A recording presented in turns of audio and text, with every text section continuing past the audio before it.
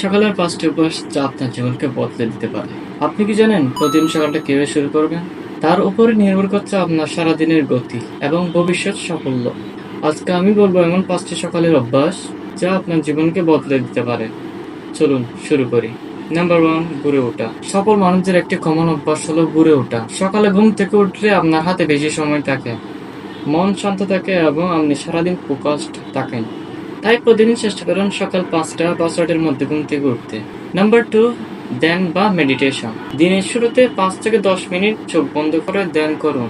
এতে মন শান্ত হয় এবং স্ট্রেস কমে এবং আপনি দিনটাকে ভালোভাবে পরিচালনা করতে পারেন। নাম্বার ৩, এক্সারসাইজ বা হালকা ব্যায়াম।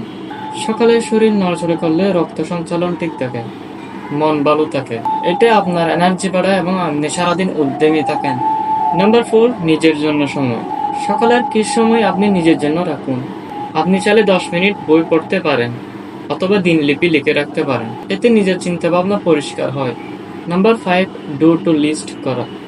সকালে ১ কাপ চা নিয়ে দিনটি কেমন হবে সেটা ভাবুন। ৩ থেকে ৫টি গুরুত্বপূর্ণ কাজের লিস্ট তৈরি করুন। এতে সময় নষ্ট হবে না এবং কাজগুলো সময় মতো শেষ হবে।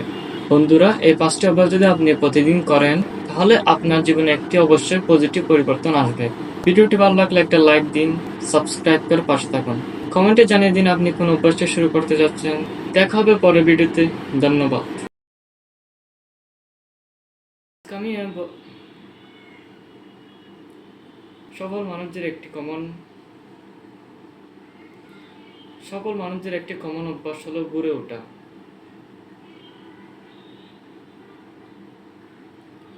সকালে ঘুম থেকে উঠলে আপনার হাতে বেশি সময় থাকে,